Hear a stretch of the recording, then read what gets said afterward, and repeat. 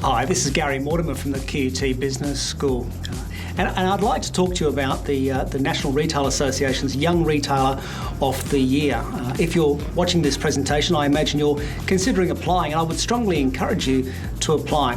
I've been a judge on these awards now for several years, and I'd like to give you some hints and some suggestions on how to develop a really good submission. I've seen some great submissions over the last 3 or 4 years. Now, to begin with, there's essentially 3 parts to the submission. There's a resume or a CV, an introduction letter, and then your business plan. Now, those first 2 parts, the CV and the opening letter, are important, but they're weighted quite low. Only about 30% of the weight is given to those elements. And my suggestion to you when you're writing your cover letter is to write the letter as though you're applying for the job of the Young Retailer of the Year award. So what are you going to bring to the job? I mean, will it be leadership? Will it be innovation? What are you going to bring as the National Retailers Association Young Retail Executive of the Year? The most important part, I believe, of the application process is the business plan that you're going to develop. I've seen some very innovative, really thinking outside the box types of business plans, and that's what I'd encourage you to do. There's 4 components of that business plan that are really heavily weighted. You'll see it when you look at the criteria. 15% weight. In total, 60% of the weighting goes to your results and objectives and goals and action plan and follow-up. To start with, the goals and objectives.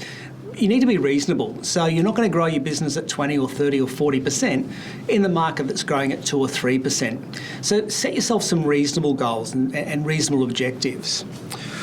When it comes to strategies, think about how you're going to achieve those goals and objectives. So will you implement more training into your business? Will you expand the range? Will you develop a loyalty program or even an app? It's really important in this sector, when I've marked, submissions, is I'm looking for something that's new and that nobody else has done. And I often see a lot of people talking about loyalty cards or apps that they're going to develop. A lot of those things take a lot of time to develop, and also they're not very different from what's currently in the marketplace. So when you're thinking about what strategy you're going to implement, what are you going to do different in your business? Think about how is it going to be different from your competitor down the road. The last 2 parts is the action plan. So over what period of time will you actually implement some of these strategies? And again, be reasonable. You're not going to do this in only a couple of weeks. And the very final part is monitor and review. So at what point along that process will you stop and reflect and look at how your plan is going? So really interesting program, the Young Retail Executive of the Year Award. Great prizes on offer, and I would really encourage you to apply.